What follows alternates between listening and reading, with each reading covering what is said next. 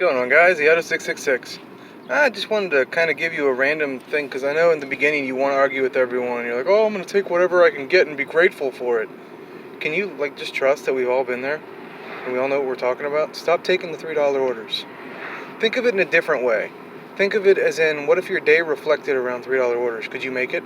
No. Think of it in another way. The clients that don't pay you $3, do they deserve to be treated the way they're, you know what I mean? It should all be even. It's not fair that other clients pay way more for the same food. It's not fair. Just trying to put it into perspective in maybe a different way than people really think about.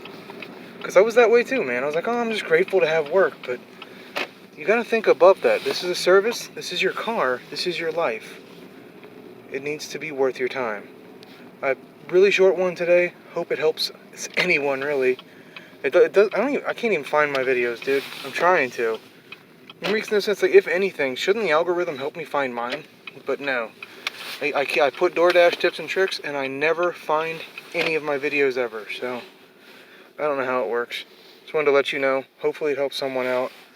I've been here for hours with a quarter of a tank of gas, and still a quarter tank of gas, and made a good bit of money. So I know what I'm talking about.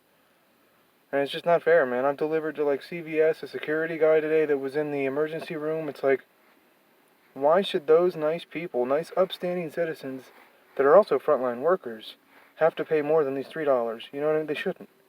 It should be expected of everyone. That's all I'm saying. So stop honoring them. I thought that was a fair point that might get through to some people who are just stuck in their ways and just appreciative, which I get. I do, but trust me. They're tricking you on taking those. You guys have a lovely day. Peace.